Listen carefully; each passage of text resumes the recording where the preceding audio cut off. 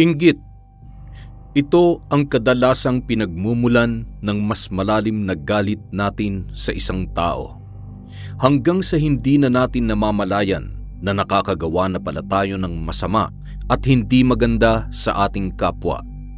Ito ay maaaring umusbong kapag nakikita natin na ang ibang tao ay mayroong isang bagay na nais din nating makamtan. Tulad ng yaman, kagandahan, talento, o kahit personal na relasyon. Ngunit hindi natin kailanman nakakamtan. Magandang araw sa inyo, Kaenteng, at sa mga bumubuo ng inyong YouTube channel. Ganun din sa inyong mga tagapakinig. Itago nyo na lamang ako sa pangalang Marcus, nag-iisang anak, 34 na taong gulang, taga Katbalogan, Samar. Ang istoryang ibabahagi ko ngayon sa inyo ay hango sa tunay na pangyayari sa aking buhay nung ako ay nasa 10 taong gulang pa lamang. Kilala bilang isang napakagaling at matulungin na kumadrona noon ang aking lola Guyang. Hindi lang sa aming lugar kundi pati na rin sa aming karatig barangay. Malaki ang tiwala sa kanya ng mga tao sa larangan ng pagpapaanak, sapagkat kaya niyang ilabas ang bata sa sinapupunan, maging ito man ay suhi kung tawagin. Siya nga pala, Kaenteng, ang ibig sabihin ng suhi ay yung nakabaliktad ang bata sa loob ng sinapupunan. Kung sa ibang kumadrona ay imposible na itong gawan ng paraan, iba si Lola. Sapagkat sa napakaraming sitwasyon ng mga suhi na kanyang pinaanak, masasabi kong matagumpay naman ito lahat na nagawa ni Lola. At ligtas ang bata na nailabas mula sa kanilang mga ina. Sa katunayan, ang ilan sa mga anak niyang babae na tiyahin ko ay may bakas ng kanyang kamay sa pagpapaanak. Noon kasi ay maaari pang gawin ang panganganak kahit sa bahay lamang. Hindi gaya ngayon na sa mga lying-in o sa ospital na kailangang isagawa ang panganganak. At bilang paboritong apo ni Lola ay madalas niya kong isama sa pagpapaanak sa kanyang mga pasyente. Wala naman akong alam sa trabaho na ginagawa niya, pero ako lagi ang gusto ni Lolang kasama sa lahat ng pupuntahan niya. Kaya habang isinasagawa ang pagpapaanak ay tahimik at matyaga lang ako na naghihintay sa bahay ng kanyang pasyente. Kadalasan ay iniiwan lang niya ako ng merienda habang naghihintay upang hindi ako magutom.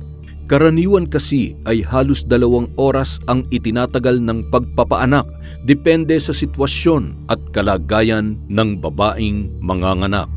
Isang hapon, kakauwi lang namin noon ni Lola galing sa kanyang pasyente at kasalukuyan siyang nagpapahinga sa paborito niyang lumang upuan na yari sa yantok habang nakikinig ng mga awitin ni Matt Monroe sa kanyang radyo nang biglang may marinig kaming tinig ng isang lalaki na tumatawag sa kanyang pangalan.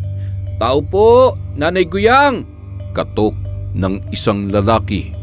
Sanay na ang mga tao sa amin na tawagin siyang nanay sapagkat nakasanayan na yon ng lahat. Dahan-dahan na tumayo si Lola at lumabas ng bahay para tingnan kung sino ang tumatawag sa kanya.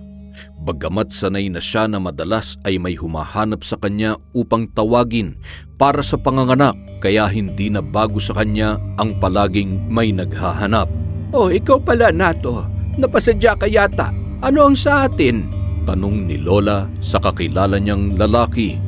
"Nanay Guyang, pasensya na ho sa abala. Manganganak na ho kasi ang asawa ko. Kailangan ho sana namin kayo." Sagot ng lalaki na medyo nahihiya. Ganun ba? O sige, mauna ka na dun sa inyo. Bantayan mo ang asawa mo at susunod na ako sa bahay nyo. Ihahanda ko lamang ang gagamitin ko." Narinig kong sagot ni Lola sa naturang lalaki. "Sige po, Nay Guyang, maghihintay na lamang po kami sa bahay." Huling salita ng lalaki at tuluyan na itong nagpaalam para umalis. "Marcos, apo, halika na't samahan mo ko. Pupunta tayo kila Nato."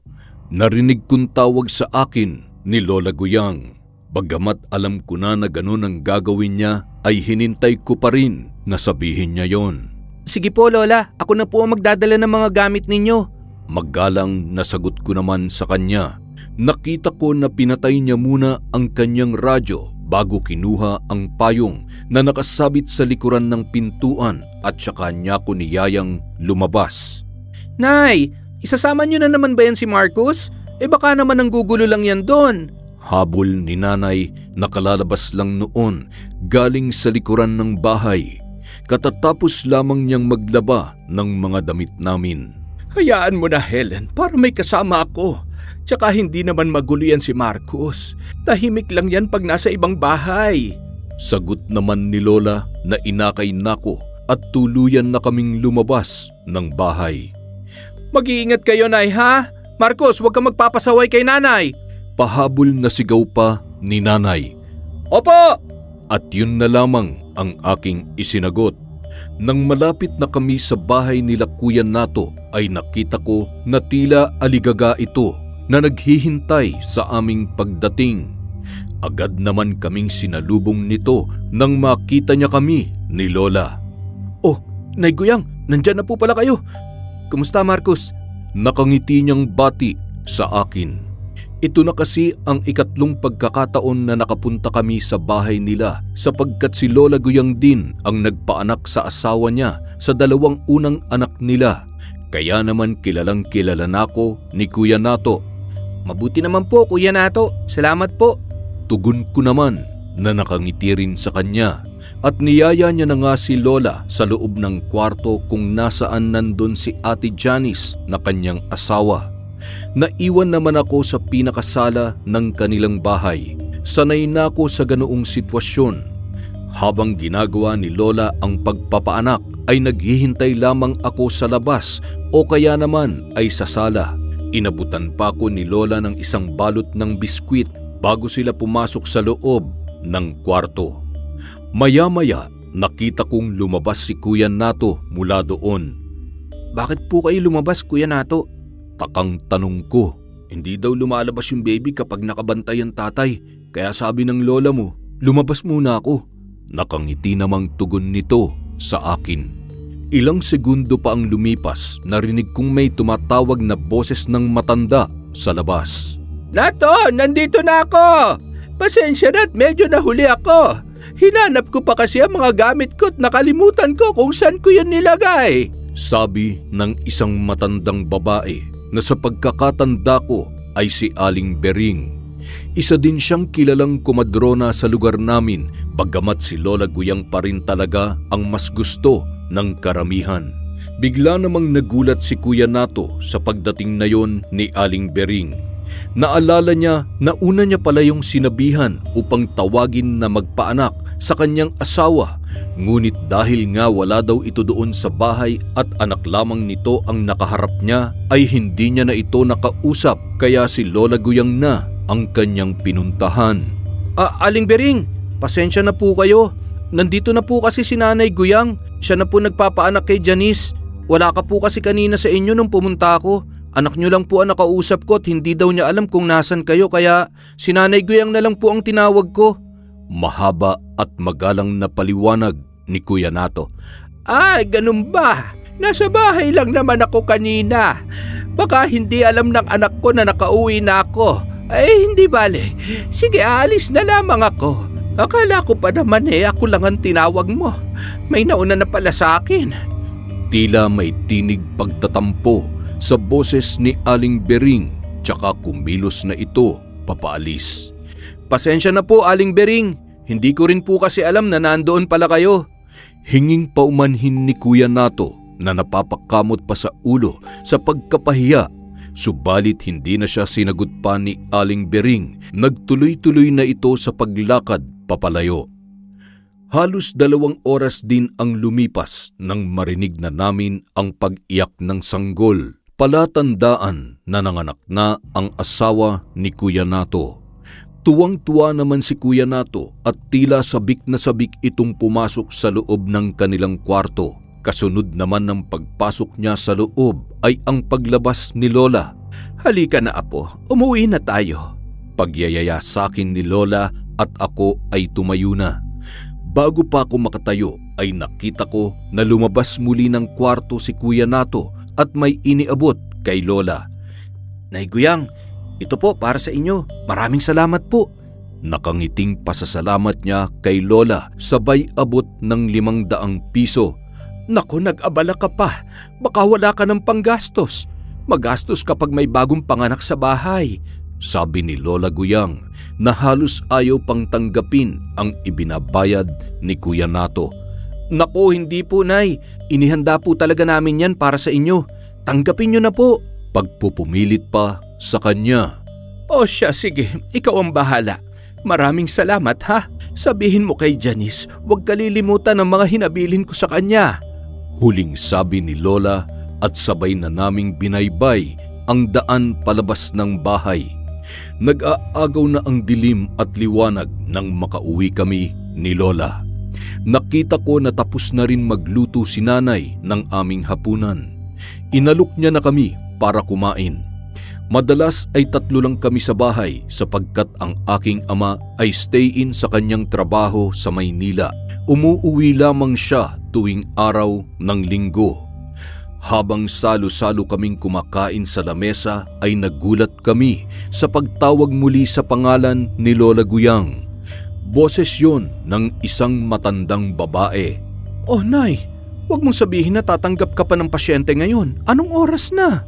Sita ni Nanay nang marinig ang tumatawag kay Lola. Abay, hindi na. Hindi ko nga alam kung sino ang tumatawag na yan. Sandali nga at titingnan ko, ha? Sagot ni Lola na tinungo ang pintuan upang tingnan kung sino ang nasa labas. Pagbukas ni Lola ng pinto ay isang malakas na sakal ang natanggap niya mula sa matandang babae na tila galit na galit at nanlilisik ang mga mata.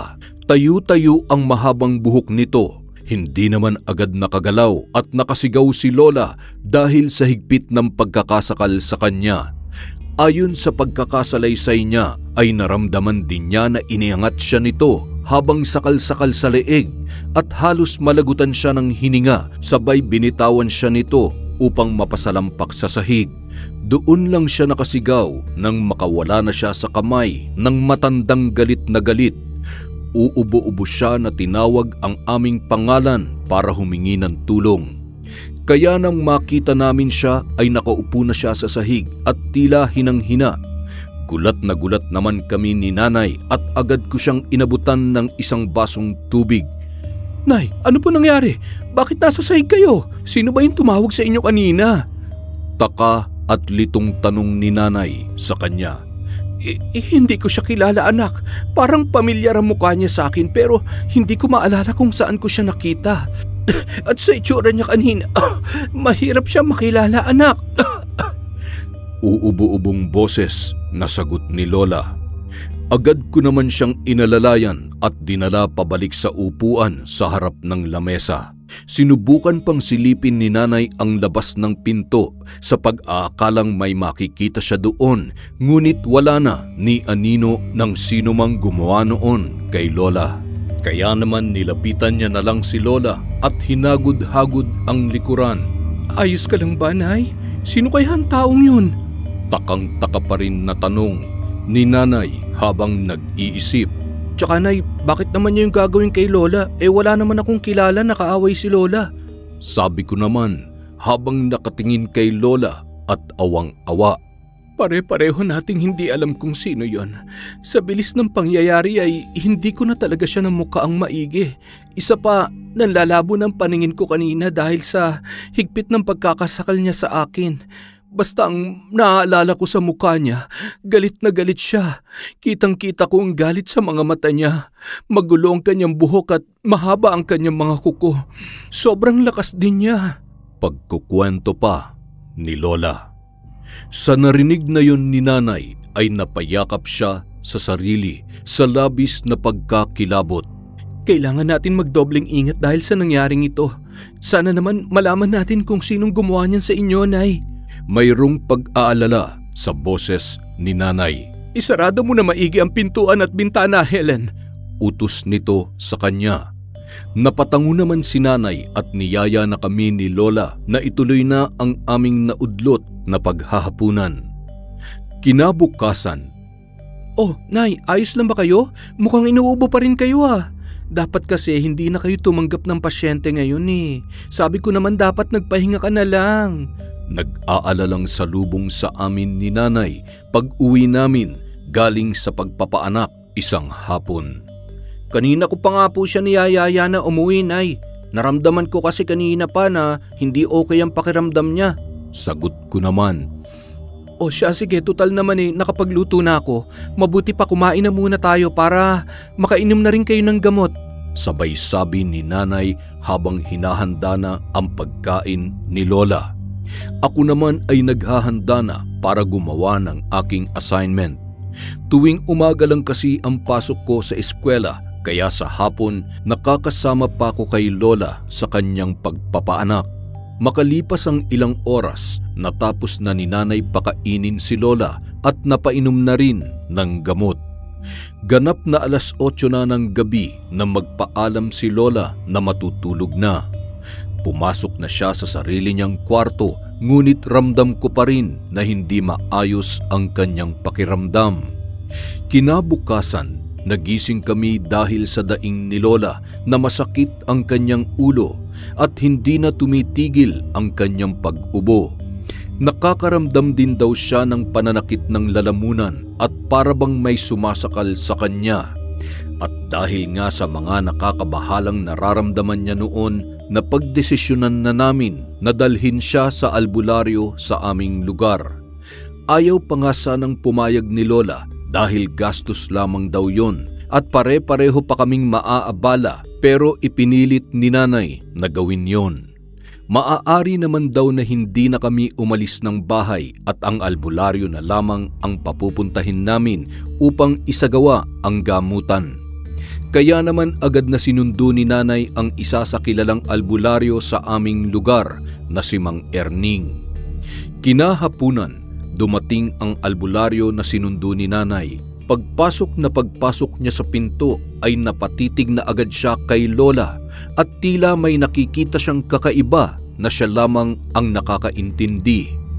Habang inihahanda ni Mang Erning ang mga gagamitin, tahimik lamang kami na nagmamasid at nakatingin sa kanyang ginagawa. Maya-maya pa, pinakuha niya si nanay ng isang palanggana na may konting tubig at sinindihan niya ang kulay pulang kandila na kanyang dala. Ipinatak niya yun sa tubig na nasa maliit na palanggana at nakita namin na unti-unti ay humugis yun. Subalit hindi namin maunawaan kung ano ang hugis na naroroon. Maya-maya pa, nabuo na ng tuluyan ang hugis na nanggagaling sa mga patak ng kandila. Binabarang ka, Guyang. Isang tao na labis ang pagkainggit sa'yo. Babae. Seryosong wika ni Mang Erning habang titig na titig sa hugis ulo ng babae na mahaba ang buhok na nabuo mula sa mga patak ng kandila. Nanlaki naman ang mga mata ni nanay sa pagkakarinig sa sinabing yon ni Mang Erning. Ho? Teka, sino naman po kaya ang gagawa sa kanya noon, Mang Erning? Takang tanong ni nanay na hindi makapaniwala. Maaaring isang kakilala na naiinggit sa taglay niyang galing. Pwedeng nalalamangan siya o kaya naman ay merong bagay ang iyong ina na gustong-gusto niya. Matamang sambit ni Mang Erning bago may kinuha sa dala niyang bag na kulay kalawang. Inilabas niya ang kulay puting papel at pinahiran yon ng kanyang dalang langis at idinarang sa kandila. Ang ipinagtataka namin ay kung bakit hindi nasusunog ang papel na yon kahit nakadarang na ito sa kandila ng matagal. Si Lola naman ay hindi na nagsasalita at tila nang hihina na sa hirap na nararamdaman. Unti-unting nagkulay itim ang kulay puting papel habang nakadarang ito sa kandila at humugis sa kulay itim na yon ang tila isang malaking muka ng babae na mas malinaw ngayon kesa sa hugis na nagawa ng kandila kanina. Humugis yon na mistulang isang itim na litrato. Bagaman ay hindi literal na makikilala ang itsura ng tao na nakahugis doon, subalit matutukoy na isa itong babae na matanda at may mahabang buhok. Napakalakas ng kalaban natin, Guyang. Hindi ako sigurado kung makakaya kong alisin ang barang na ginawad niya sa'yo. At sa sobrang lakas ng kanyang puwersa, nagagawa niyang makapambarang gamit lamang ang iyong buong pangalan. Pagpapaliwanag ni Mang Erning habang nakatitig sa kulay itim na papel na kanina ay kulay puti. May palagay ako na si Bering ang gumagawa nito sa akin. Siya lang naman ang tanging kilala ko na nakakaalam ng buo kong pangalan, sapagkat minsan ay nagkakasabay kami sa mga pasyente namin. Sa hirap na tinig ay nasambit yon ni Lola. Napakalakas ng enerhiya niya, at hindi lang ito ang nais niyang gawin sa iyo, Guyang. Marami siyang naiipon na galit at sama ng loob sa iyo, kaya niya ito ginagawa. Muling sambit ni Mang Erning nang bumaling kay Lola. Mang Erning, siguro naman po may magagawa kang paraan para alisin ang barang ni Aling Bering kay nanay. Hindi po ba? Nag-aalangan man ay naitanong na rin ni nanay. Tatapating kita, Helen. Sa ngayon ay tanging panandalian lamang ang kaya kong gawin upang patahimikin si Bering. Subalit natitiyak kong hindi siya titigil, sapagkat punong-puno siya ng negatibong enerhiya na lalong nagpapalakas sa kanyang puwersa. Pagtatapat ni Mang Erning kay nanay. Mangiyak-ngiyak naman si nanay sa narinig. Kitang-kita ko ang kawalang pag-asa sa kanyang muka nung mga oras na yun. Nilapitan ko siya at hinagod-hagod ko ang kanyang likuran. Bakit po ba may mga taong ganon, Mang Erning? Ano po bang napapala nila sa inggit at galit nila? Pagkuway tanong ni nanay sa mababang boses. Sa hindi inaasahang pagkakataon ay may mga tao talaga na ganyan, Helen. Sila ang mga tao na hindi pabor sa tagumpay ng kapwa nila. Sila ang mga tao na gagawin ng lahat upang ipahamak ang kapwa dahil lang sa labis na inggit at galit. Malumanay na boses na pagpapaliwanag ni Mang Erning kay nanay. Kahit pabuhay ng tao maging kapalit. Muling tanong ni nanay sa pigil na galit na boses. Kahit sa marahas na paraan, Helen, kaya nilang gawin ang lahat para lang sa pansariling kagustuhan at interes. Agad namang sagot ni Mang Erning. Napabuntong hininga na lamang si nanay at napabaling kay Lola. Huwag kayo mag-alala. May isa pa akong kakilalang albularyo. Mas magaling siya sa akin at mas may alam siya sa pag-aalis ng mga barang. Baka makatulong siya sa inyo. Paniniguro ni Mang Erning. Nag-usap pa sila nanay at Mang Erning tungkol sa isang albularyo na ipapakilala niya sa amin at itinuro din niya kay nanay kung saan ang bahay noon. At dahil nga gumagabi na, nagpaalam na rin si Mang Erning na uuwi na at sinabihan niya rin si nanay na bukas na lamang papuntahin ang albularyo sapagkat hindi na ito umaalis kapag gabi dahil may kalabuan na rin ang mga mata nito. Tiniyak naman ni Mang Erning na magiging maayos at maginhawa ang pakiramdam ni Lola sa gabing yun, kaya naman naging kampante kami sa pag-alis ni Mang Erning. Kinabukasan ng hapon, pagdating ko galing sa eskwela, pinakain lamang ako ni nanay at nagpaalam siya na aalis upang puntahan ang albularyo na inirekomenda sa amin ni Mang Erning. Ako naman ay naiwan at ako na muna ang nag-alaga kay Lola. Veron daw ang pangalan ng albularyo at nakatira sa dulo ng Barangay San Roque, ang isa sa mga lugar na mahirap mapuntahan sa parte ng Katbalogan. Hindi naging madali kay nanay na hanapin ang lugar ng babaeng matandang albularyo sapagkat napakahirap marating ang kanilang lugar. Kaya pala hindi na siya umaalis sa 10 oras ng gabi sapagkat napakahirap pala ng biyahe kung uuwi pa siya ng mas malalim pa ang gabi. Ilang oras ang lumipas bago nakabalik si nanay sa bahay at kasama na nga niya ang albularyong si Aling Veron. Sa edad nito ay kitang-kita ang kanyang katandaan. Idagdag pa ang mahinang pandinig nito at malabong paningin. Pinatuloy ni nanay ang matanda sa loob ng aming bahay, ngunit sa pintuan pa lamang ay itinaas na nito ang 2 kamay niya at umusal ng dasal na hindi namin maunawaan. Nanatili itong nakatayo doon habang nakapikit ang 2 mga mata. Maya-maya Dumilat siya at napatitig kay Lola.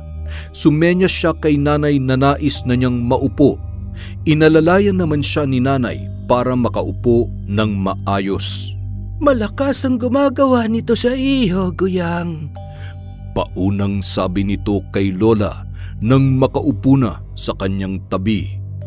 Bagamat ay hindi naman namin sinasabi pa sa kanya ang pangalan ng aking lola, ay hindi na nakakapagtaka na sa mga kagaya nila ay may kakayahan talagang malaman ang pangalan ng isang tao bilang espesyal nilang taglay na kakayahan. Sinabi ni nanay sa matanda kung ano-ano ang mga nararamdaman ni Lola. At isa-isa naman itong pinaliwanag sa amin ni Aling Veron. Masakit ang ulo. Yun ay dahil may kung anong mabigat na bagay siyang idinadagan sa ulo ng nanay mo. Panimula nito. Pakiramdam na parang sinasakal. Yun ay dahil may matulis na bagay na itinutusok sa kanyang leeg. Pagpapatuloy pa nito. Nananakit ang lalamunan. Yun ay dahil may kung anong likido ang ibinuhos sa kanya gamit ang kasangkapan niya sa pambabarang. Hindi mabuti ang lagay ng iyong ina, Helen. Ang pagtatapat na sabi ni Aling Veron na agad namang ikinabahala ni nanay. Bagamat alam na namin na nasa ganoong hirap na kondisyon si Lola, hindi naman namin inaasahan na magiging ganon ito kalubha. Maya-maya, kumuha ng insenso at kamangyan si Aling Veron sa loob ng dala niyang bag at sinindihan yon sa ibabaw ng tuyot na bao na dala rin nito. Nang umusok yon ay nagpatulong siya kay nanay na alalayan siya upang ipaikot ang usok noon sa loob ng kabahayan. Inalalayan naman siya ni nanay at kumalat ang amoy ng insenso sa loob ng aming bahay. Habang si Lola naman ay nananatili lamang na nakahiga sa luma niyang katre at tila ba hinang-hina nung mga sandaling yon. Sa totoo lang, hindi ko na kaya pang tingnan si Lola sa ganoong kalagayan. Tuwing makikita ko siya ay labis na awa ang aking nadarama. Napakabuting tao ni Lola para gawan ng ganoon ng mga tao na hindi naman niya ginawan ng masama. Isa pa, nagigilty rin ako sapagkat wala man lamang akong magawa upang iligtas siya sa tiyak na kapahamakan. Kung bakit ba kasi nauso pa yung mga mambabarang sa mundo. Mangyak-ngiyak na ako nang maramdaman ko na nakabalik na muli sa kanyang upuan si Aling Veron. Mag-iingat kayo dito sa bahay ninyo. Hindi basta-bastang mambabarang ang gumagawa nito sa nanay mo. Isa din siyang aswang at napakadelikado ng kanyang kakayahan sapagkat lubha siyang mapaminsala gamit ang inggit at sama ng loob. Pagpapaliwanag pa sa amin ni Aling Veron. Kung ganun ay maaari rin ba kaming salakay ng aswang kahit anong oras, Aling Veron? Tanong pa ni nanay sa takot na boses. Tama ka.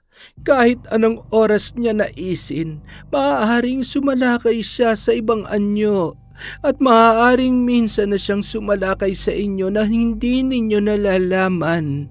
Nakatitig na sambit ni Aling Veron kay nanay. Nandidilat ang mga mata nito. Diyos ko po, hindi kaya siya yung sumalakay kay nanay nung isang gabi nang binuksan niya yung pintuan at may isang matandang babae daw na matutulis ang kuko at hindi kanais-nais ang itsura na sumugod para siya'y sakalin? Pagsasalaysay ni nanay sa mahinang boses. Isa lang ang masasabi ko sa inyo. Mag-ingat kayo dito at huwag ninyong pababayaan na palaging bukas ang pintuan.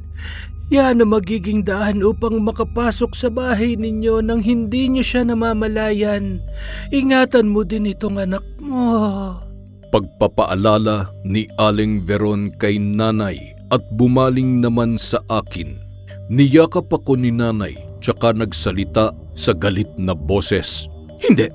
Huwag na huwag niyang gagalawin ang anak ko dahil ako mismo ang papatay sa kanya. Galit na saad ni nanay. Sige na, Helen. Magpapaalam na ako at baka abutin pa ako ng paglalim ng gabi sa daan.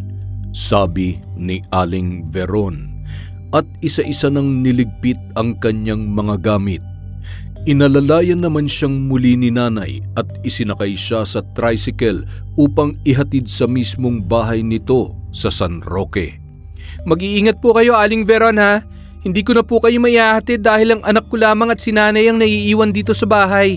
Sigurado kasi ako na gagabihin po ako kapag inihatid ko pa po kayo. Hinging paumanhin ni nanay. Huwag ka mag-alala, nauunawaan ko. Ihahatid naman ako nito sa mismong bahay ko. Kilala naman ako ng driver na ito at madalas ako nagpapahatid sundo sa kanya. Sabi naman ni Aling Veron na ang tinutukoy ay ang tricycle driver na maghahatid sa kanya. Yun lang at umalis na ang tricycle, lulan si Aling Veron. Kinabukasan, nagulantang kami sa isang balita mula sa aming malapit na kapitbahay. Nang sinubukan daw nila na ipatawag si Mang Erning upang ipagamot ang kanyang kapatid dahil sa ilang araw na itong hindi makatulog, palaging sinasaktan ng tiyan at ang duda nila ay inaaswang.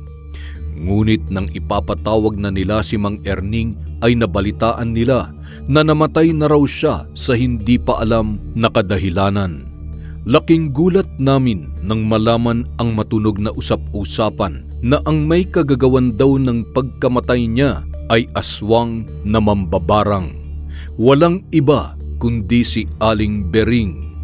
May paniniwala kasi ang mga taga-probinsya na kapag ang isang malakas na puwersa ng mambabarang ay kinontra ng isang mahinang puwersa ng albularyo, maaari daw siyang balikan nito at maaaring ikapahamak ito ng kanyang sariling buhay.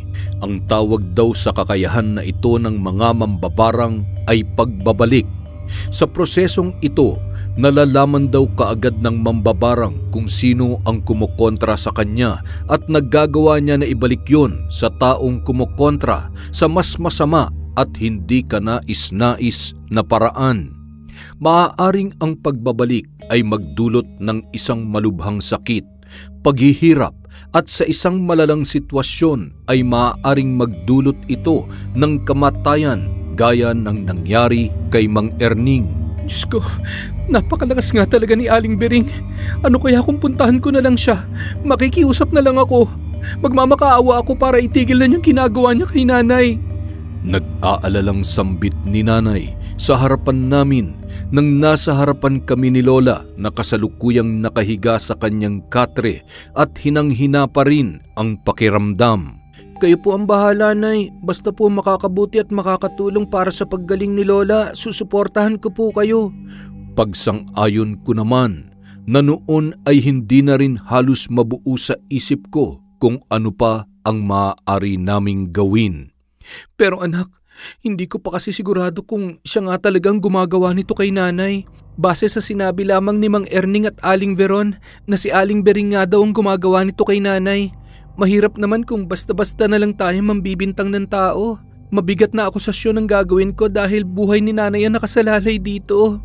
Mahabang sabi ni nanay na bakas sa boses niya ang tila labis na pag-aalinlangan.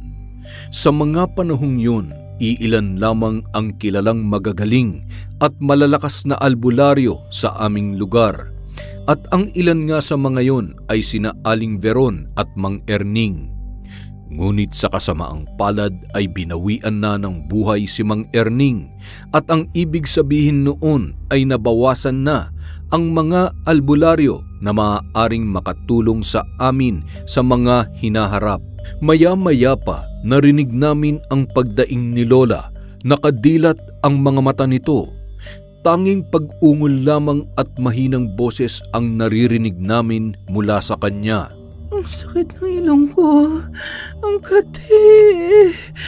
Sabi ni Lola na hindi namin lubos na maintindihan kung masakit ba o makati ang ibig niyang sabihin. Nakita namin na unti-unting kinakamot ni Lola ang kanyang ilong. Ngunit ilang segundo lang ang nakalipas, nakita rin namin ang labis na pamamaga nito na mistulang isang kamatis na nilamog. Nay, wag na lang po ninyong galawin yung ilong nyo. Baka mas lalo pang lumala. Naiiyak na saway ni nanay. kay Lola. Maging siya man ay awang-awa na rin dito. Lola, huwag ka pong mawalan ng pag-asa ha. Gagaling ka po. Hindi ka namin pababayaan ni Nanay. Mangiyak-ngiyak na rin nasambit ko at hinawakan ko ang kanyang kamay para matigil siya sa walang humpay na ginagawa niyang pagkamot sa kanyang ilong. Galit na tinabig niya ang kamay ko at hindi ko lubos maisip at tila ba may kakaibang napakalakas na puwersa ang nasa kanyang katawan na nagpatilapon sa akin sa sahig. Sinabi na nga masakit eh. Makate! Hindi ko kaya ang kate kaya kailangan kong kamutin. Huwag niyo nga akong pakialaman. Agresibong sigaw ni Lola sa akin at itinuloy na ang pagkakamot sa kanyang ilong. Gulat na gulat naman si Nanay sa ginawang yun sa akin ng aking lola. Sa kauna-unahang pagkakataon ay nasaktan ako nito sa ganoong paraan. Ako naman nung mga oras na yon ay umiiyak na tumakbo payakap kay Nanay sapagkat hindi ako makapaniwala na masasaktan ako ng aking lola. Hindi niya kasi gawain na ako ay saktan. Madalas nga ay nagagalit pa ito sa aking mga magulang kapag nakikita niya na pinapalo ako ng mga yon. Nagpatuloy naman ang pagkamot ni Lola sa kanyang ilong hanggang sa nakikita namin na unti-unti na itong dumudugo. Hindi pa rin tumitigil si Lola kahit nagdurugo na ang kanyang ilong. Bagkus ay mas lalo pa nitong dinidiinan ang pagkakamot doon. Hindi naman namin alam ni Nanay kung ano na ang aming gagawin. Sa taranta ni Nanay ay tinawag na lamang namin ang isang simple at ordinaryong manggagamot na malapit sa aming lugar, si Ate Ana. Hindi naman nagtagal ay dumating siya sa bahay. Napatigil niya ang pagkakamot ni Lola sa kanyang ilong sa pamamagitan ng pagtapal doon ng kung anong dahon na hindi na namin inalam pa. Nakita rin namin na umusal ito ng isang dasal sa ibabaw ng ulo ni Lola. Masama ang plano ng gumagawa sa kanya nito, Helen. Sabi ni Ate Ana. Puro na lang kayo ganyan. Hindi ba manggagamot kayo? Bakit halos lahat naman ng gumagamot kay Nanay wala naman nangyayari? At mas lalo pa yata siyang lumalala. Medyo naiinis na sambit ni Nanay kay Ate Ana. Nay, wag na po kayong magalit sa kanya. Ginagawa naman po nila lahat ng kaya nilang gawin para kay Lola. Awat ko naman kay Nanay. Sabay niyakap siya. Paumanhin, Helen. Pero hindi madaling puksain ang kalaban. Napakalakas niya at hindi ko alam kung mayroon pang albularyo ang makakadaig sa kanya. Maaaring meron niya pero wala dito sa lugar natin. Subukan mo siyang itawid sa dagat at sa ibang lugar mo siya ipagamot. Mungkahi ni Ate Ana at paghingi nito ng paumanhin. Tawid dagat sa ibang lugar? Saan naman? Wala naman kaming kakilala at wala naman kaming ibang kamag-anak maliban sa kapatid ko na nasa Surigao. Sagot ni Nanay na tila biglang naging interesado sa sinabing yon ng albularyo. Kahit saan, Helen, basta maitatawid mo siya sa dagat. Nararamdaman ko at malakas ang kutob ko na wala dito sa lugar natin ang makakatulong sa iyong ina. Seryosong sabi ni Ate Ana kay Nanay. Matapos nun ay nagpaalam na si Ate Ana at naiwan na kami ni Nanay. Si Nanay naman noong mga oras na yon ay tila napapaisip sa kanyang mga narinig. Ilang araw ang lumipas at naging maayos naman ang lagay ni Lola. Halos bumalik na ito sa normal niyang itsura at hindi na namamaga ang kanyang ilong. Nawala na rin ang sugat doon dulot ng labis nitong pagkakamot. Nakakapagsalita na rin siya, ngunit hindi pa rin ganoon kalakas ang kanyang katawan gaya nung hindi pa siya nagkakasakit.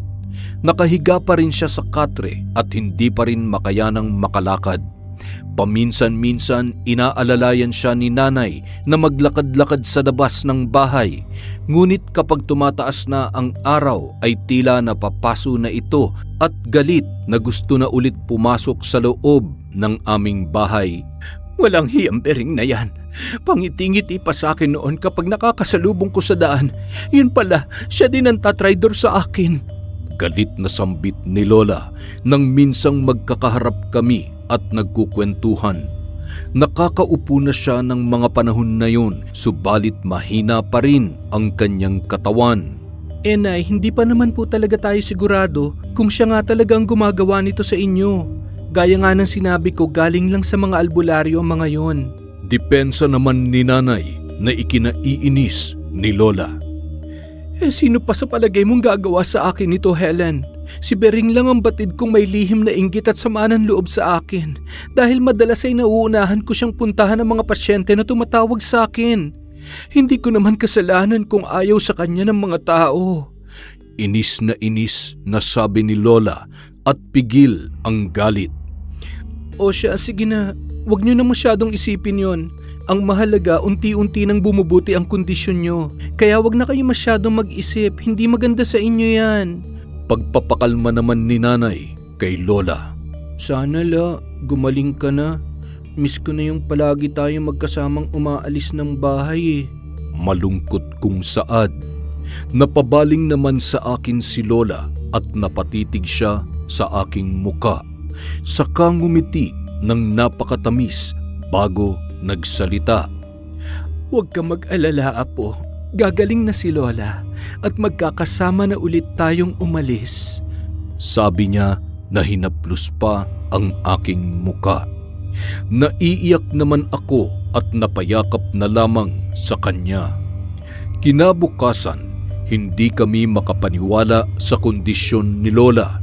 Kasalukuyang nasa kusina si nanay at nagluluto, samantalang ako naman ay naghahanda na sana para sa pagpasok ko sa eskwela. Nagulat na lamang kami sapagkat nagsisisigaw si Lola sa takot at hindi alam ang gagawin sapagkat hindi siya makabangon mula sa kanyang katre.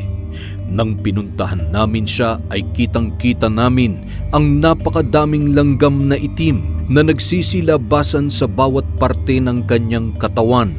Nagkatinginan naman kami ni nanay at natatarantang pinuntahan siya. Pareho naming hindi alam kung ano ang gagawin. Nagpupumiglas si Lola dahil masakit daw sa pakiramdam ang bawat paglabas ng mga langgam na yun na hindi namin alam kung saan nagmumula. Maya-maya pa, nakita ko na nagmamadaling umalis si nanay. Diyan ka lang, anak. Huwag mong iiwan ang lola mo. Pupuntahan ko lang si Aling Veron. Paalam ni nanay sa akin at nagmamadali ng lumabas ng bahay. Samantala, takot na takot man ay tiniis ko na lamang yun at pinaglabanan sapagkat hindi ko naman maaaring iwan si Lola sa ganoong sitwasyon. Hindi na lamang din ako natuloy sa pagpasok sa aming eskwelahan. Naisip kong pahiran ng langis si Lola sa kanyang katawan. Ang langis na yon ay galing kay tatay nang minsan siyang umuwi. Nabanggit na rin kasi ni nanay kay tatay ang tungkol sa nangyayari kay Lola, kaya naman bumili siya at nag-iwan ng langis na galing daw sa isang manggagamot na taga Maynila. Ngunit habang inihahaplos ko yun kay Lola ay mas lalo lamang dumarami ang mga langgam na lumalabas sa kanyang katawan. Hindi ko alam ang aking gagawin sapagkat hindi pa nakakabalik si nanay. Nang itinigil ko ang ginagawang paglalagay ng langis kay Lola ay tila ba nakisama ang mga langgam na yon at unti-unti rin na nawala. Nakita kong kumalma si Lola. Ilang segundo lang ang nakalipas ay nakita ko na tuluyan ng wala ng mga langgam na lumalabas sa kanyang katawan. Inabutan ko siya ng isang basong tubig at pinainom. Lola, inom po muna kayo. Mabuti naman po na wala na yung mga lumalabas na langgam sa inyong katawan. Sabi ko sa kanya habang iniaabot ang baso ng tubig. Hindi man malinaw sa akin ang lahat ng mga oras na yon, subalit labis ang aking pagtataka at maraming tanong na gumugulo sa aking isipan. Bakit kaya may ganoong pangyayari sa katauhan ni Lola? Paano nangyayari ang gantong hindi kapani-paniwalang kondisyon?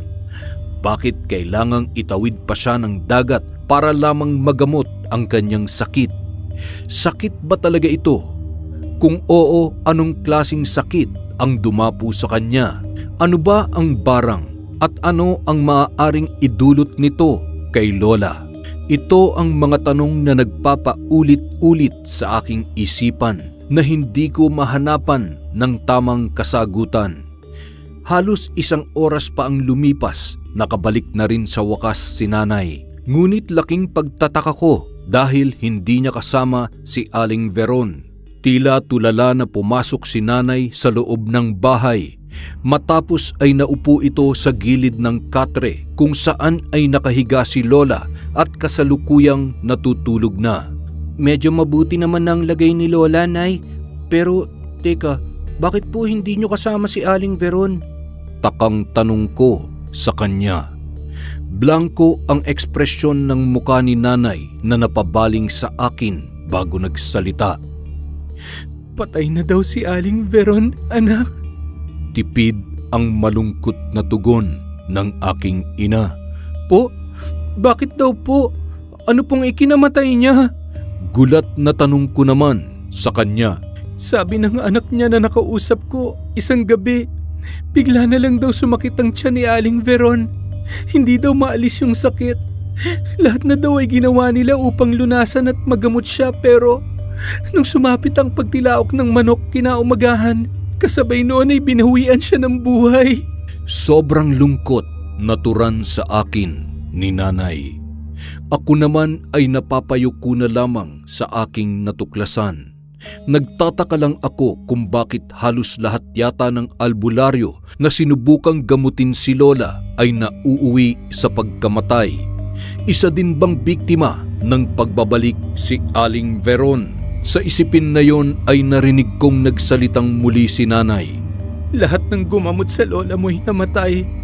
Hindi talaga nila kayang pwersa ng gumagawa nito sa kanya. Malungkot na turan ng aking ina. At dahil nga sa kawalan ng pag-asa ni Nanay na magamot pa si Lola, napagdesisyonan niya na parang nais na niyang sundin ang suhesyon ni Ate Ana na nagmungkahi sa kanya na itawid ng dagat ang aking Lola. Hindi man siya nakakasiguro kung magkakaroon ito ng positibong resulta, ay nais na lamang niyang sumugal at magbaka sakali. Ngunit sa kondisyon ni Lola na mas lumala ay tila ba hindi maisasagawa ni Nanay ang kanyang pinaplano. Halos araw-araw kasi ay nagkakaroon ng pagbabago at hindi magandang nangyayari kay Lola. Minsan maayos ang kanyang kondisyon, ngunit lumilipas lamang ang ilang araw, mas lumalala pa siya kumpara sa mga nakaraang araw na nagdaan. Kaya nagbago na namang muli ang desisyon ni Nanay at umasa na lamang sa mga manggagamot at albularyo sa aming lugar. Subalit isang araw nang subukan niyang muling tawagin ang babae na pinakahuli ng gumamot sa aking Lola, ay bigo siyang mapapunta ito sa aming bahay. Pasensya na, Helen. Hindi na ako maaaring manggamot sa nanay mo. Nabalitaan ko kasi na ang unang 2 albularyo na nanggamot sa kanya ay nabiktima ng pagbabalik. Ayaw ko naman yung mangyari din sa akin. Tangging sagot ng isa pang manggagamot kay Nanay. Kaya naman, napilitan si Nanay na maghanap ng iba pang albularyo sa aming lugar hanggang sa makarating siya sa pinakasulok na parte ng baryo sa Samar. Gayunpaman, bigo siyang makapagdala ng tao na interesado para gamutin ang aking Lola. Bali-balita na pala kasi sa aming lugar ang tungkol sa nangyayari, maging ang pagkamatay nila Aling Veron at Mang Erning, at iniisip nila na maaari rin mangyari yun sa kanila, kaya naman ganoon na lamang ang kanilang pagtanggi. Inabot na ng hapon bago nakauwi si Nanay sa aming bahay, subalit wala ni isang albularyo ang sumama sa kanya. Kitang-kita ko kung paano tumangis si Nanay ng pagdating sa bahay, ay tila nauupos na kandila na naupo sa gilid ng katre ni Lola. At matamang pinagmamasdan siya habang nasa mukha ni Nanay ang labis na kawalan ng pag-asa. Nay, hindi ko na po alam ang gagawin ko. Wala nang kahit isang albularyong nais na gamutin ka. Natatakot sila na baka matulad sila sa mga albularyong gumamot sa inyo. Lungkot na wika ni Nanay habang nagngingilid na ang mga luha sa kanyang mga mata. Nay, Hindi kaya po kailangan na nating dalhin si Lola sa ospital? Baka po kasi hindi albularyo ang kailangan niya. Suhestyon ko naman. Yan na nga rin ang naiisip ko, anak. Kaya lang ay napakalayo kasi ng ospital dito sa atin. Pero susubukan kong kausapin si Mang Nardo bukas para maipagmaneho niya tayo sa sasakyan niya papuntang ospital. Sagot ni nanay sa aking tinuran. Sa ngayon, Nay, magdasal na lang po muna tayo. Sigurado ko malaki ang maitutulong ng dasal para kay Lola. Pagpapakalma ko sa kanya at tinabihan siya sa pagkakaupo. Napatango na lamang si nanay habang nakangiti sa akin. Bagamat batid ko na hindi siya labis na kumbinsido sa sinabi ko, ay hindi na lamang siya nagsalita. Nang gabi ring yon ay hindi na namin inaalis ang tingin namin kay Lola. Nagsasalitan kami ni nanay sa pagbabantay sa kanya. Tag-2 oras ang naging salitan namin ni nanay para mabantayan siya ng mabuti. Nagpaalam na rin ako sa aking guro ng isang mahabang bakasyon upang may maging katuwang si nanay sa pag-aalaga at pagbabantay kay Lola.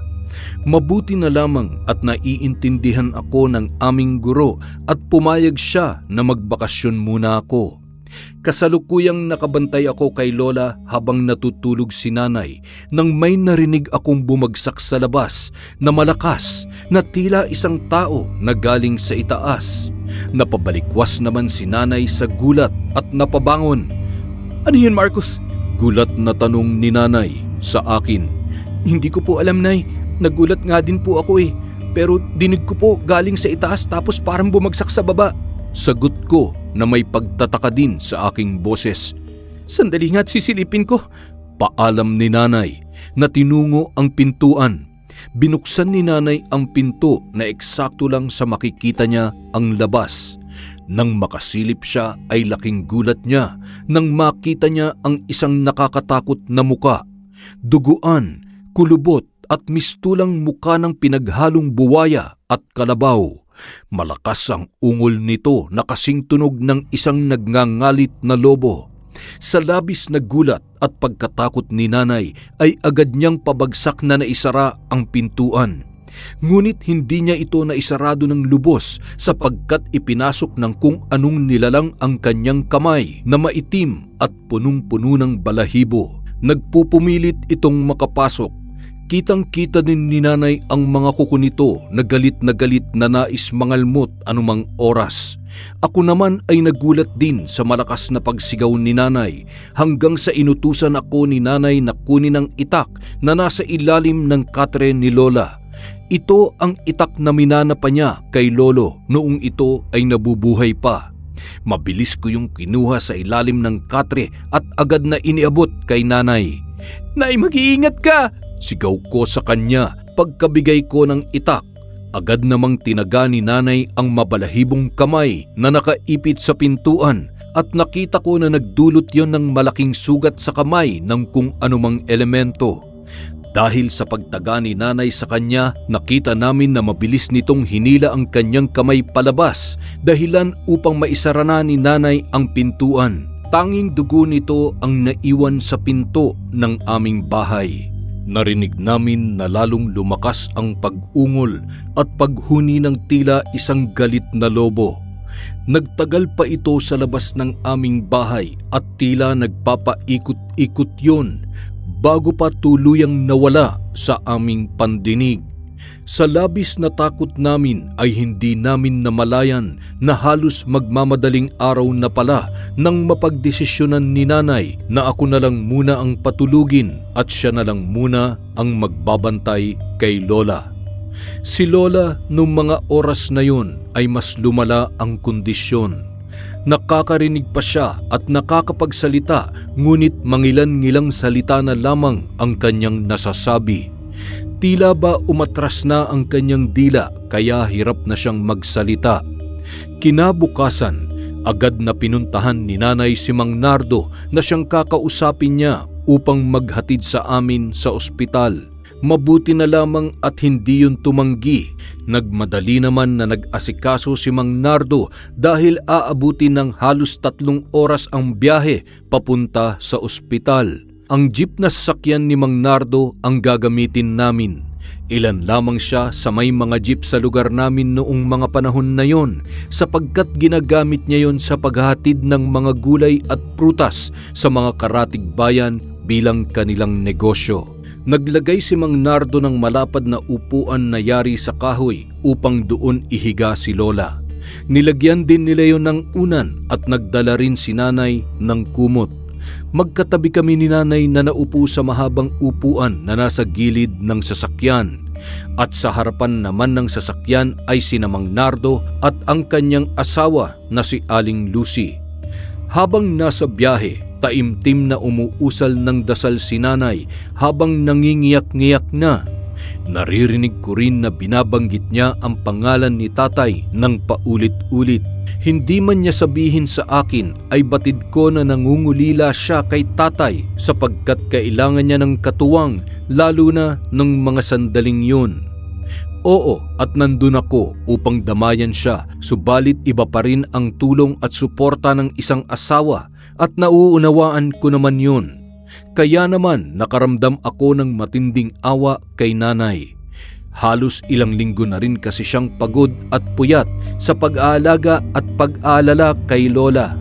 Kaya naman mas minabuti ko na lang din muna na magpaalam sa aking guro dahil nakikita ko ang hirap at sakripisyo ni Nanay upang maalagaan ang aking Lola. At natitiyak kong hindi ito kakayanin ni Nanay ng mag-isa. Naririnig ko na nag-uusap sina Mang Nardo at Aling Lucy tungkol sa isang bagay. Ngunit isang salita ang umagaw sa aking atensyon. Balita ko, Lucy, nasugod daw sa ospital kanina si Aling Bering ah. Narinig kong banggit ni Mang Nardo habang abala sa pagmamaneho. Oo nga daw. Ewan ko ba kung anong tunay na nangyari?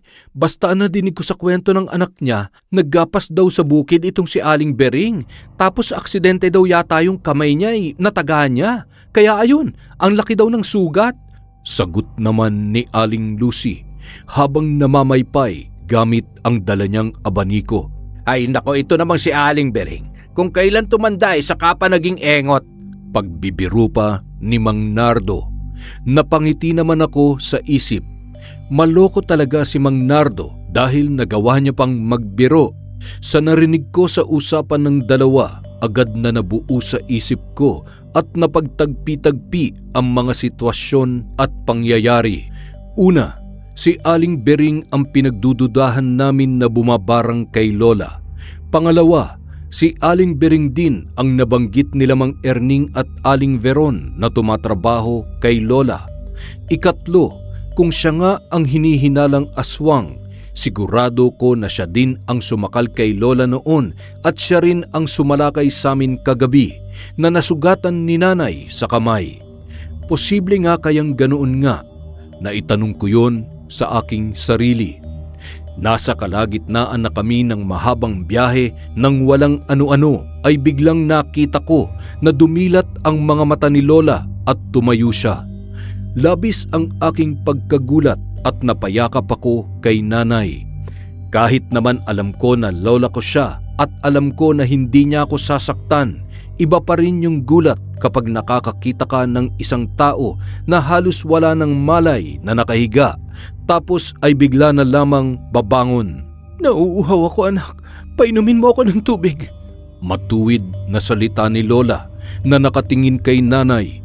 Nagulat naman kami ni Nanay sapagkat kanina lang ay tila wala ng buhay na nakahiga na lamang si Lola.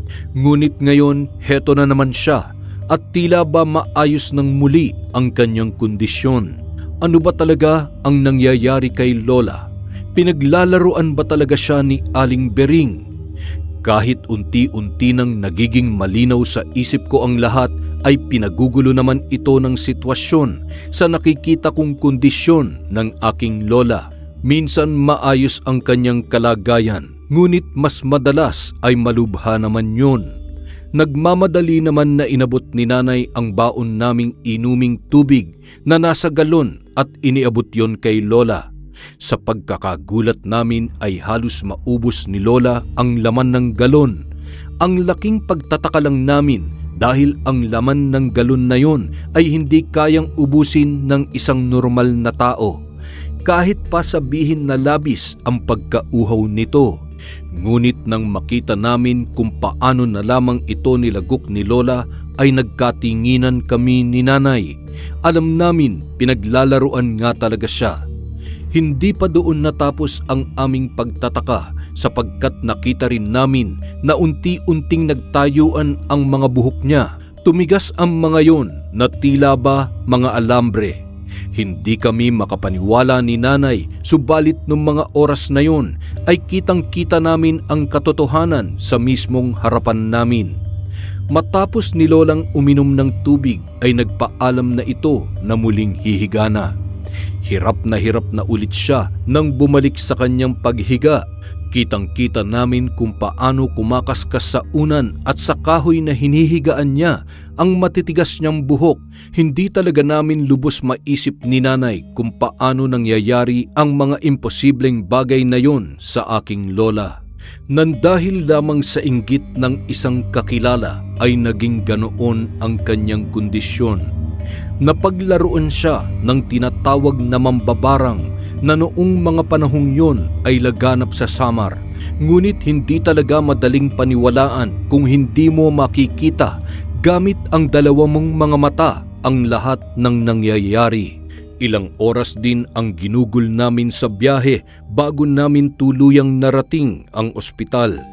Nang nasa ospital na kami ay naging pahirapan pa ang pag-admit kay Lola sapagkat napakarami pang proseso ang ginawa bago tuluyang tinanggap sa loob si Lola.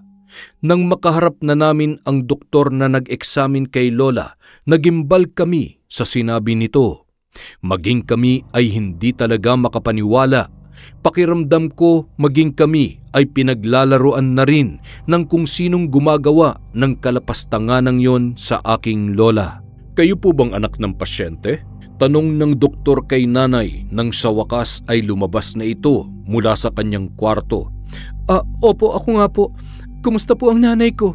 Interesadong tanong ni Nanay habang ako ay tahimik lang din na nakikinig sa kanilang pinag-uusapan. Base sa ginawa naming eksaminasyon sa nanay niyo, hindi naman malubha ang kanyang kondisyon. Ang nararamdaman niya ngayon ay dulot lamang ng physical and mental fatigue, kaya kailangan lang ng maayos at mahaba-habang pahinga ng pasyente. Mahabang paliwanag ng doktor. Madadala po ba yan sa gamutan? Ilang linggo na rin kasing pabago-bago ang kondisyon niya. Napainom na din namin siya noon ng mga gamot para sa nararamdaman niya pero kahit ilang beses na siyang umiinom, wala pong epekto sa kanya, Dok Baka naman mali ang pinapainom niyo sa kanyang gamot. Huwag po kayong mag-alala, Mrs. At reresetahan ko ng tamang gamot ang nanay ninyo. Kailangan lang na tuloy-tuloy ang gamutan at hindi ihinto hanggang sa tuluyan na siyang gumaling, ha? Pagpapatuloy pa ng doktor. Wala namang nagawa si Nanay kundi ang tumango na lamang sa gitna ng pagtataka. Hindi pa rin siya makapaniwala na walang nakita na kahit anong sakit kay Lola sa kabila ng hirap ng kondisyon niya. Ito po ang mga kailangan niyang gamot. Huwag niyo pong kalimutan na pakainin muna siya bago pa inumin ng gamot, ha? Kailangan din ng kumpletong tulog at pahinga. Maaari na pong makalabas at makauwi ang pasyente para sa bahay na lang magpagaling. Mahabang paliwanag ng doktor habang iniaabot kay Nanay ang papel na kanyang nireseta. Nag-aalangan man si Nanay ay wala na din siyang nagawa kundi ang yayain na kami at sila Mang Nardo upang umuwi na lang at ibalik na lang si Lola sa bahay. Panibagong 3 oras na naman ang bibiyahihin namin para maiuwi si Lola sa bahay. Sana pala hindi na lang namin dinala si Lola sa ospital at baka mas lalo lang itong mapagod sa biyahe. Mukhang mali ang mungkahi ko kay Nanay na dalhin si Lola sa ospital. Muli nagsisi na naman ako dahil sa aking minungkahi. Dumaan kami sa bayan upang bilhin ni Nanay ang mga gamot na nireseta ng doktor. Matapos ang ilang oras na biyahe ay narating na namin ang bahay. Halos malapit ng gumabi nung mga oras na yon. Pagdating sa bahay, agad na nagluto ng pagkain si nanay para sa aming hapunan at para makainom na rin ng gamot si lola. Matapos naming kumain ay pinainom na ng gamot ni nanay si lola, ngunit wala pang 1 minuto ay naduduwal na si lola at nagsuka na siya ng napakaraming ipis at gagamba. Hindi namin alam ang aming gagawin sapagkat isa na naman itong bagong karanasan na aking nasaksihan.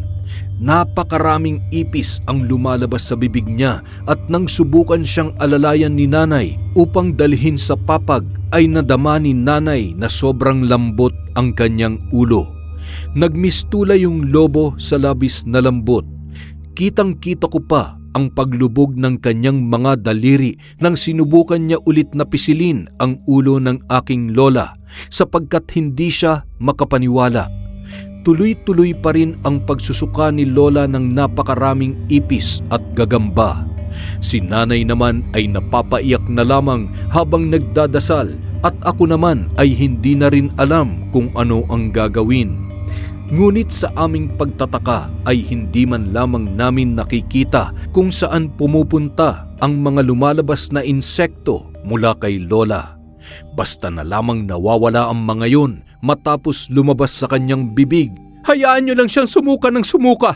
Narinig namin na may boses ng babae na sumigaw sa aming pintuan. Hindi namin namalayan na nakapasok na pala ang babae na pinakahuling ng gamot noon kay lola. Si Ate Ana. Sabay naman kaming napatingin kay Ate Ana at dahan-dahan itong lumapit sa amin. Ha? Anong ibig mong sabihin? Tsaka bakit nandito ka? Di ba sabi mo noon ayaw mo nang gamutin si nanay dahil ayaw mo magaya sa sinapit ng ibang albularyo? Nalilito at takang tanong sa kanya ng aking ina. Batid kung aabot sa ganitong sitwasyon ng nanay mo, Helen. Makakatulong ang pagsuka niya ng mga insekto na yan upang mawala na ng tuluyan sa kanyang katawan. At ito ang hinintay kong pagkakataon upang labanan ng harapan si Aling Bering.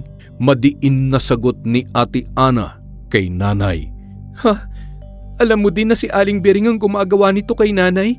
Totoo ba na siya talaga? Tanong ni nanay sa nalilitong boses. Matagal ko nang alam, Helen. Subalit nung panahon na yon, hindi pa panahon para labanan siya sapagkat hindi pa niya nailalabas ang lahat ng kanyang lakas at kakayahan. Sagot ni Ate Ana. Sige po, Ate Ana. Kung ngayon na po yung tamang pagkakataon, pakiusap. Tulungan niyo po si Lola. Pakiusap ko kay Ate Ana habang umiiyak. Gagawin kong lahat ng aking makakaya, pero hindi ko maipapangako sa inyo na maililigtas ko si Lola Guyang. At kung mangyari man na manaig sa laban namin na ito si Aling Bering, handa na ako. May paninindigang saad ni Ate Ana na labis naming ikinahanga. Habang tuloy-tuloy na sumusuka si Lola ay nagsimula ng umusal ng orasyon at dasal si Ate Ana na hindi namin maintindihan kung ano bang salita yon. Maya-maya lumakas ang hangin sa loob ng kabahayan at kitang-kita namin na sumisigaw na si Lola at hindi na nito kaya ang sakit na kanyang nararamdaman na tila napapaso na sa kanyang kinahihigaan. Nakita namin na tumigil na ang pagsusuka ng aking lola. Ngunit ilang saglit pa ang lumipas ay nakita namin na tila nagkulay kalawang ang buong katawan ng aking lola at tila hindi na ito humihinga pa habang nakahiga sa kanyang katre. Narinig namin na palakas ng palakas ang orasyon na sinasambit ni Ate Ana at nakadilat na ang mga mata niya na nakatitig kay Lola. Nakita namin na may dinukot si Ate Ana sa bulsa ng suot niyang bestida. Tila isang patulis ito na mistulang sungay ng kalabaw, ngunit mas maliit pa doon. Kulay itim yun na kumikintab dahil sa labis na kalumaan. Base sa aking pagtatanong ay pangil daw yon ng isang itim na birhen na aso. Dinasalan daw yon at inorasyonan ng 3 beses sa gitna ng kabilugan ng buwan upang gawing pangontra sa mga mambabarang. Nang hawakan yon ni Ate Ana ay nagulat kami sapagkat kasabay noon ang pagsasalita niya na nagbigay sa amin ng labis na kilabot. Pakialamera ka, Guyang. Lahat na lang gusto mo sa'yo. Palagi na lang ikaw ang magaling. Palagi na lang ikaw ang gusto ng mga tao. Hindi ko mapapayagan na ikaw ang magtagumpay. Sigaw ni Ate Ana sa boses ni Aling Bering. Samantala nagulat naman kami nang biglang tumayo si Lola mula sa pagkakahiga nito at nanlilisik ang mga mata na nagsalita at sumagot kay Ate Ana. Masyado ka nagpadala sa labis na inggit at galit, Bering. Hindi ka rin matatahimik kahit sa kabilang buhay kung dadalhin mo ang puot at hinagpis na dulot ng sarili mong kapalaluan. Pasigaw na sambit ni Lola sa boses ni Ate Ana. Sa aking pagtatanong noon, ang ganoong ritual daw ay tinatawag na palit kaluluwa. Ibig sabihin, sumapi sa katawan ni Ate Ana si Aling Bering at sumapi naman sa katawan ni Lola ang kaluluwa ni Ate Ana. Kailanman ay hindi mo mapapalitan ang aking galing at katanyagan, Guyang. Kung maaaring isama kita sa impyerno ay gagawin ko upang hindi mapasayo ang tagumpay na inaasam-asam ko. Sigaw pa ni Ate Ana sa boses pa rin ni Aling Bering at galit na galit ito. Yaman din lamang ay mapilit ka at hindi mo magagawa magpaubaya at magpatawad. Mapipilitan akong gawin ang pinakahuling alas upang magwakas na ang iyong kasamaan, Bering. Kahit ang kapalit pa nito ay ang pagbubuwis ng aking buhay. Galit na sagot naman ni Lola sa boses pa rin ni Ate Ana. Matapos yon sabihin ni Lola sa boses ni Ate Ana ay biglang itinarak ni Ate Ana sa kanyang dibdib ang itim na pangil na hawak-hawak niya kanina. Sinaksak niya ang kanyang sarili sa pamamagitan ng pangil na yon. Narinig namin ang sabay na sigawan ng pinaghalong tinig nila Aling Bering at Ate Ana sa buong kabahayan. At lalong lumakas ang pag-ihip ng hangin dahilan upang tumilapon ang ibang mga gamit sa loob ng aming bahay. Tila mga daing ng mga kaluluwa ang mga tinig na yon na nagpahindik sa aming kamalayan. Hindi kami makapaniwala sa aming nasasaksihan. Ilang sandali pa na nagtagal ang malakas na hangin kasabay ng sigawan at daing ng dalawang boses. Maya-maya, tumahimik na ang paligid. Naging maaliwalas na ang lahat. Kapwa kami nakadapa ni Nanay sa sahig dahil sa lakas ng hangin kanina na hindi na namin napaglabanan pa. Nang namalayan na lang namin na nakahandusay na din sa kabilang bahagi ng sahig si Ate Ana, wala na itong buhay. Duguan ang buong katawan at hindi na ito humihinga. Mabilis naman na tumayo si Nanay at kaagad na pinuntahan si Lola sa kanyang higaan. Ngunit sa kasamaang palad ay wala na rin si Lola. Wala na siyang buhay. Hindi naging matagumpay ang pagliligtas sa kanya ni Ate Ana.